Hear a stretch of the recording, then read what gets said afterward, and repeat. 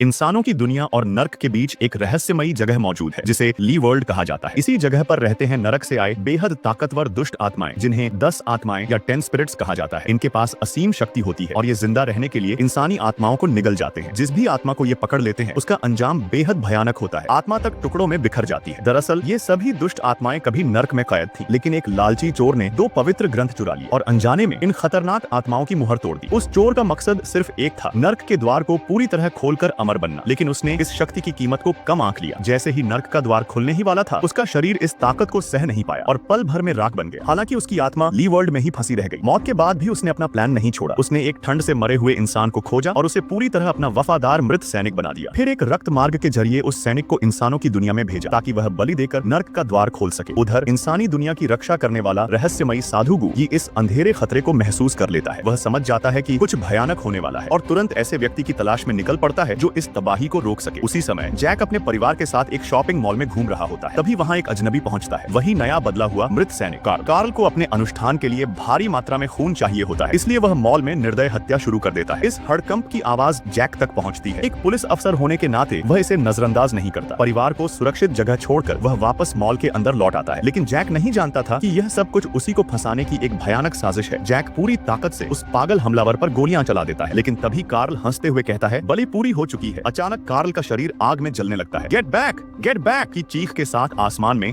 एक विशाल कंकाल उभर आता है। जोरदार धमाका होता है, लेकिन हैरानी की बात यह होती है कि जैक और दूसरा पुलिस वाला पूरी तरह सुरक्षित रहते हैं। जब वे होश में आते हैं तो देखते हैं कि जहां लाशें होनी चाहिए थी वहां कुछ भी नहीं है। अचानक उन्हें जिंदा इंसानों के निशान दिखते हैं। पुलिस मदद के लिए आगे बढ़ता है, लेकिन तभी एक औरत पलटकर सीधे पुलिस पर हमला कर देती है और उसे गोलियों से छलनी कर देती है। जैक सब कुछ देखकर सन्न रह जाता है। घबराकर वह वहां से भागने लगता है, लेकिन जिस पर मौत की नजर पड़ चुकी हो वह इतनी आसानी से कैसे बच सकता है।